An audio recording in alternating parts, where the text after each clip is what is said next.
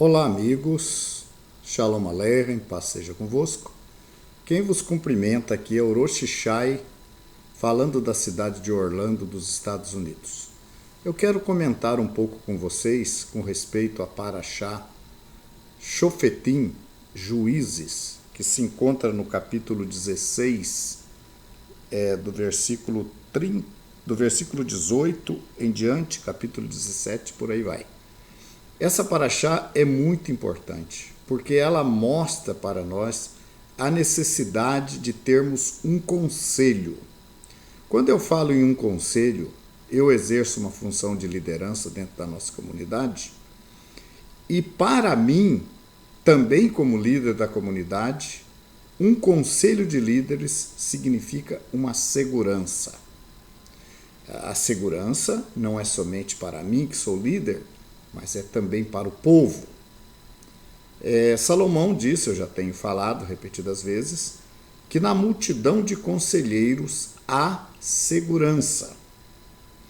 Eu estou nessa caminhada há mais de 50 anos e sempre eu procurei estar cercado de pessoas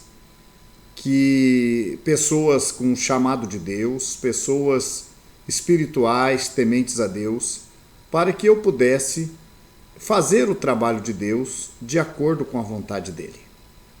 Eu quero lembrar que Jetro, usado por Deus, aconselhou Moshe Rabbeinu, na condução do povo no deserto para Canaã, que ele deveria escolher montar um conselho para ajudá-lo na condução do povo. Moisés obedeceu isso aí. Nós vamos ver daqui a pouco as qualidades, as exigências disso aí. Mas Moisés estava sozinho, fazendo todo o trabalho, atendendo todo o povo, respondendo o questionamento de cada um de cedo à tarde. E Jetro disse, isso aí não vai ser possível. Você vai desfalecer cedo com isso aí. Então Jetro ordena a Moisés que escolha homens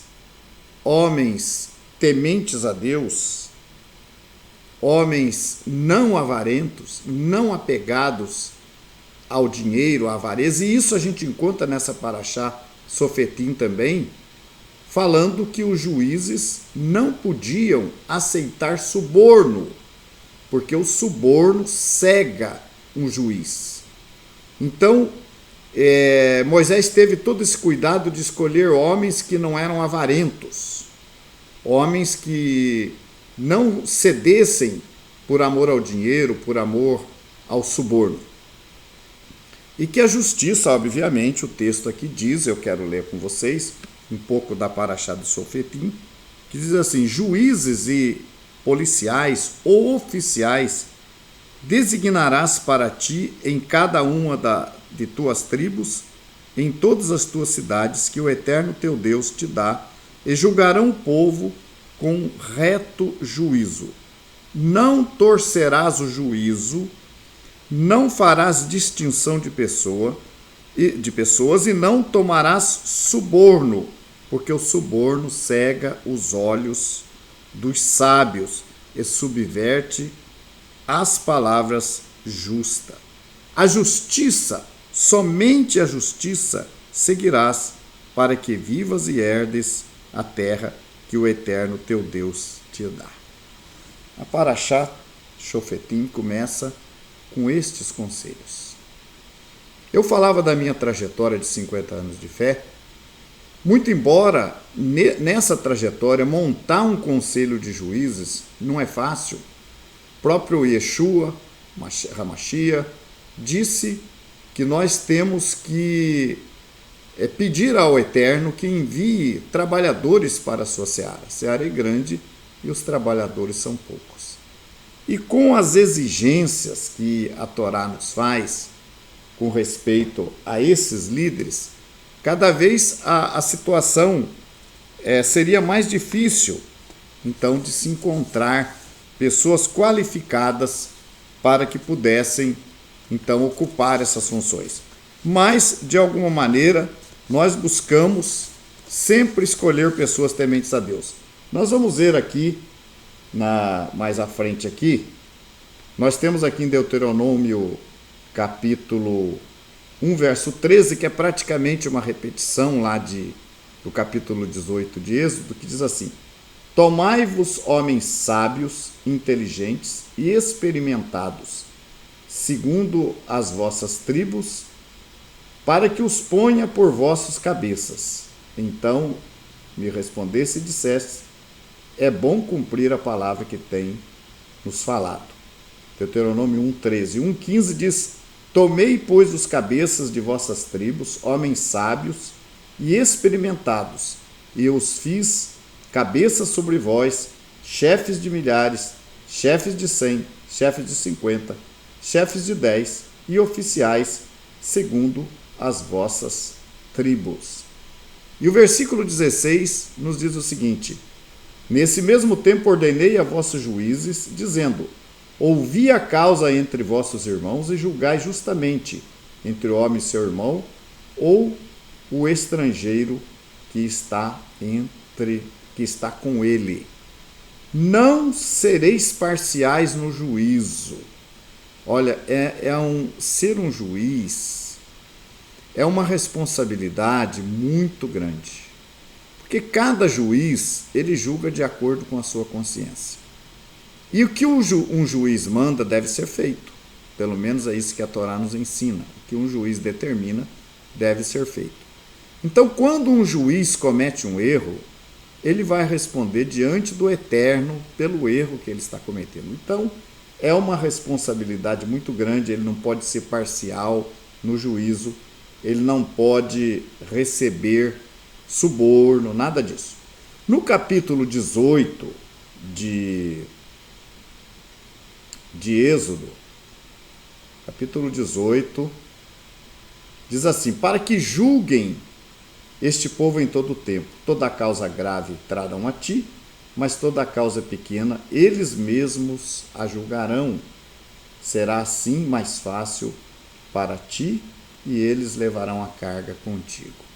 Vocês vejam bem um detalhe importante aqui, na orientação de Jetro a Moshe, é que os líderes, nós temos que perceber a diferença de capacitação de um líder para outro.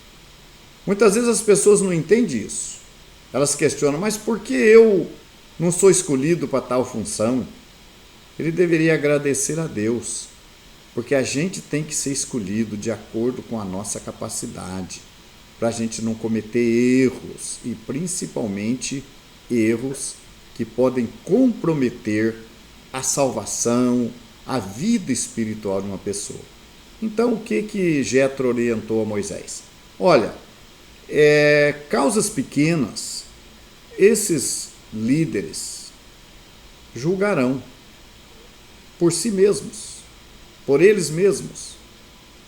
Agora, a causa mais grave, eles vão passar para frente. Eles vão levar, o líder de 10 vai levar para um líder de 50, o líder de 50 vai levar para um líder de 100, o líder de 100 vai levar para um líder de 500, o 500 vai levar para um líder de 1000, e o de 1000 vai levar para a liderança maior, que no caso aqui era Moshe. Então vejam bem, essa hierarquia ela tem que ser observada. Se não houver o respeito à hierarquia, muitas pessoas pensam assim, querem fazer as coisas da sua própria maneira e não fazer do jeito que Deus manda. Quando nós fazemos as coisas da maneira que Deus manda, nós estamos agradando a Deus. Quando a esposa, por exemplo, uma coisa, né, comum, a Torá, a palavra de Deus, recomenda que as mulheres sejam sujeitas a seus maridos. E a gente sabe que isso é uma coisa complicada. Mas o que acontece, de acordo com Números 30, foi a vontade de Deus. Deus quis assim. Se Deus tivesse determinado que o homem deveria ser sujeito à mulher, o homem deveria acatar. Mesma coisa, é Deus que quer assim. Então Deus quer que esses líderes respeitem essa hierarquia. O líder de 10 vai tentar resolver os seus problemas. Se ele achar dificuldade, ele não vai resolver, para não cometer erros. Ele vai passar para o líder de 50, que por sua vez também, que se encontrar alguma dificuldade, vai passar para o líder de 100 e por aí vai. Agora, nós temos um caso, por exemplo, em Números 27, porque, digamos o seguinte, quando o caso chega à liderança maior, chegou a Moshe, por exemplo, então, nenhum dos líderes abaixo dele, hierarquicamente, conseguiram resolver. E chegou a Moshe. E é bom a gente lembrar que nenhum problema deve ficar sem resposta. Não é certo deixarmos, empurrarmos, como diz na gíria, com a barriga um problema. Deixarmos a pessoa com o problema dela. Nós temos que buscar uma solução. E quando então o problema chegava a Moshe, de acordo com o texto que diz, né?